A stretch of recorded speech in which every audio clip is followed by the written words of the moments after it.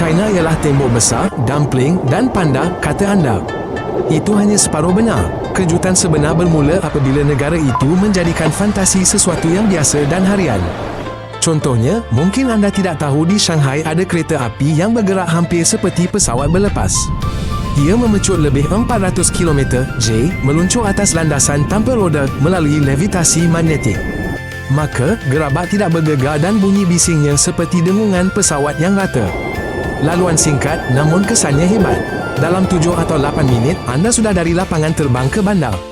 Rasanya seolah masa depan telah tiba dan tiada siapa pun yang terkejut. Kelajuan dapat dilihat pada rumah yang kabur di luar tingkap.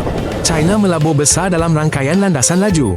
Kini, dari kota ke kota, anda boleh bergerak lebih pantas dari kereta dan seringkali lebih selesa dari pesawat.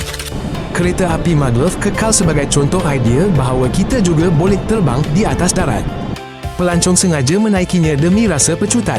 Speedometer kelihatan dalam gerabak. Kanak-kanak bertaruh sama ada nombor akan mencapai rekod dan mereka sentiasa berjaya. Di barat daya China, tinggal kaum Mosuo. Mereka tiada perkahwinan seperti biasa. Ini bukan gurauan. Nenek menguruskan rumah. Anak-anak pula milik keluarga ibu. Lelaki melawat kekasihnya malam hari. Dia pulang ke rumah ibunya sebelum subuh. Pasangan boleh bercinta seumur hidup. Namun mereka tidak kongsi rumah atau bertengkar. Tiada pergaduhan tentang pinggan, warisan atau gadai janji. Harta kekal dalam garis keturunan ibu. Ia akan diwarisi oleh anak perempuan.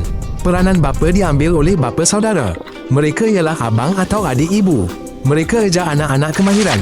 Mereka bantu di ladang dan jaga disiplin. Perkataan suami tiada beban undang-undang berat. Ini tidak seperti kebiasaan penduduk bandar kita. Pelancong hairan betapa tenangnya mereka berpisah. Tiada konsep cerai atau pembahagian harta. Cemburu pun kelihatan berbeza. Hubungan dibina atas kepercayaan dan cinta di malam hari. Keluarga bukan cap rasmi. Ia adalah tempat di mana ibu berada. Selama berabad-abad di China, kaki teratai dianggap simbol kecantikan tertinggi. Ini kaki kecil yang dibentuk dengan balutan sejak kanak-kanak. Jari kaki dilipat, tapak kaki dipatahkan, lalu diikat ketat dengan pita. Kaki mengecil seperti kasut anak patung dan cara berjalan berubah drastik. Bagi keluarga kaya, ini simbol status sosial. Tanpa kaki teratai, pengantin wanita dianggap rakyat biasa. Setiap langkah menyakitkan dan tugas harian perlu bantuan pembantu. Awal abad ke-20, reformis mengecamnya sebagai amalan mencacatkan. Gerakan menentang pengikatan kaki berkembang. Tradisi ini hilang menjelang pertengahan abad itu. Ia tinggalkan kenangan, foto dan kasut kecil di muzium.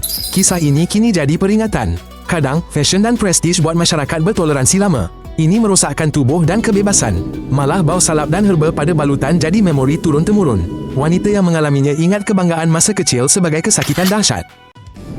Di Taman Zhangjiajie, ribuan tiang batu muncul dari kabus. Ia seolah-olah tebing-tebing itu terapung di udara. Pemandangan ini sungguh menakjubkan. Tidak hairanlah satu puncak dinamakan rasmi Gunung Haleluya Avatar. Lanskap inilah yang menginspirasi artis filem terkenal itu. Di sana, pulau terapung kelihatan seperti keajaiban. Di China, tiang batu pasir sebenar memainkan peranan itu. Ia ditumbuhi pokok pain. Jambatan sempit menghubungkan tebing-tebing ini. Semuanya menjunam ke dalam lautan hijau. Pelancong datang ke sini untuk pengalaman mengagumkan. Ada laluan kaca di atas jurang. Awan-awan bergerak di bawah dek tinjau. Lift berirama pula membawa ke platform atas. Di sana, udara berbau hutan lembap. Ia sangat menyegarkan. Apabila angin menolak kabus pergi, puncak gunung terpisah dari dunia. Malah dengan telefon murah, anda boleh merakam fantasi ala Avatar di sini. Hasilnya pasti menakjubkan. Internet China punya aturan unik. Meme beruang yang baik hati dilarang. Pengguna mengaitkannya dengan pemimpin negara. Gambar-gambar hilang dari media sosial. Sebuah filem tentang karakter itu juga tidak ditayangkan. Nama samaran ahli politik lain pun senasib. Enjin carian tapis perkataan sensitif. Pengguna mencipta kod rahsia. Permainan kucing tikus ini jadi budaya digital China. Orang luar mungkin rasa lucu dan pelik. Namun, di China, ia dilihat sebagai kebersihan siber. Aturan berubah pantas, lahirkan kod dan jenaka viral baru. Jenaka ini hidup singkat, lalu jadi koleksi meme terlarang. Pengguna segera cipta kiasan dan imej pengganti. Moderator pula cuba mengejar. Larangan datang bergelombang, seperti air pasang surut. Dinamik ini lahirkan ratusan jenaka sementara. Ia hanya difahami oleh warga tempatan. Internet China jadi seperti pencarian kebijaksanaan besar. Tahun Baru Cina adalah masa untuk hal keluarga. Jadi, muncul perkhidmatan unik, sewa teman lelaki atau sewa teman wanita.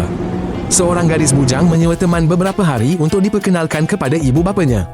Mereka pergi melawat bersama, beri sejambak bunga simbolik dan alihkan perbincangan ke arah perkahwinan. Aplikasi ini berfungsi seperti perkhidmatan teksi hubungan biasa. Ia menetapkan masa, etika tingkah laku, tema pakaian dan senarai pantang larang.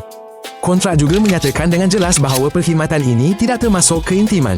Bagi sesetengah orang, ini komedi ringan dan cara menghabiskan cuti. Bagi yang lain, ia langkah terakhir di negara yang sangat menghargai peranan ibu bapa. Maka, perniagaan kesunyian ini telah berkembang menjadi pasaran besar. Setiap Januari lebih banyak iklan muncul. Hong Kong kaya dan sesak, jadi mahal. Ini melahirkan fenomena apartmen keranda. Ia adalah kapsul kecil di bangunan lama, kadang lebarnya lebih sedikit dari semeter dan panjangnya seperti tinggi manusia. Di dalamnya ada tilam, rak, kipas kecil. Dapur dan bilik air dikongsi satu tingkat. Walaupun sewa begitu, ia masih makan sebahagian besar gaji. Gambar kotak ini mengejutkan pelancong. Namun, bagi ribuan warga Hong Kong, ini cara hidup sebenar di pusat bandar. Mereka tidak perlu habiskan jam di jalan raya. Pihak berkuasa cuba ketatkan peraturan, hadkan saiz minimum. Namun, permintaan tetap ada. Di bandar yang setiap sentimeternya mahal, almari beroda pun jadi rumah, ruang peribadi diukur dengan tapak tangan. Masyarakat tanpa tunai kini mengubah wajah jalanan. Ini melahirkan pemandangan unik di mana-mana. Di sisi pemuzik jalanan atau peminta sedekah tua, ada papan kadbord kecil. Ia memaparkan kod QR besar. Para pejalan kaki dapat menderma dengan mudah. Cukup menggunakan telefon pintar mereka.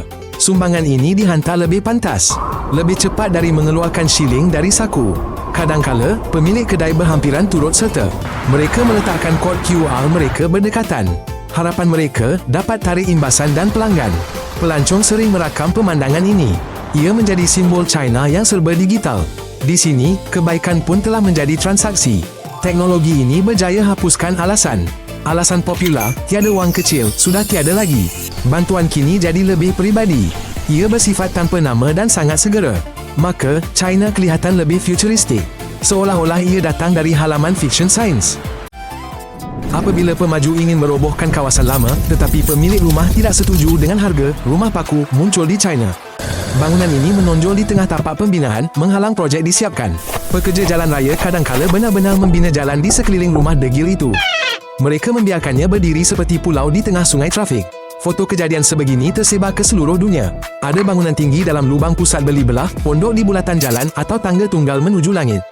Kadangkala selepas berbulan-bulan tawar-menawar, pemilik akhirnya bersetuju dan rumah itu hilang. Namun, simbol penentangan itu sempat hidup dalam media. Ia mengingatkan kita, setiap pembinaan semula gergasi mengandungi kisah pribadi. Kisah itu mengenai harga ingatan, kebiasaan dan asal-usul. Begitulah munculnya gambar lebuh raya baru mengalir mengelilingi halaman kecil. Ia bagai sungai mengelilingi batu besar. Pemilik di balkoni pula memasak mie, memandang aliran kereta yang tidak berkesudahan. Warga kota berdebat, adakah ia hero atau degil? Namun semua tahu, kadangkala satu pintu lebih kuat dari seluruh jengkau. Ini kerana di belakangnya ada nyawa seseorang. Pada tahun 70-an, petani di wilayah Shaanxi menggali perigi. Mereka menemui serpihan patung tanah liat. Di bawah tanah, ternyata ada seluruh tentera. Ribuan pahlawan bersaiz penuh ditemui bersama kuda dan kereta kuda. Semua dikebumikan dengan Maharaja pertama Qin Shi Huang. Arkeolog telah bertahun-tahun dengan hati-hati mendedahkan dewan. Di situ, pengawal tanah liat berdiri lebih 2,000 tahun. Perigi desa biasa itu kini menjadi muzium bertaraf dunia. Kini, setiap pelajar tahu kisahnya. Di bawah desa yang lena, tersimpan sebuah divisi bawah tanah. Itulah 10 fakta tentang China. Jika anda belajar sesuatu yang baru, sila suka dan langgan. Jangan terlepas siri negara menarik seterusnya. Selamat tinggal.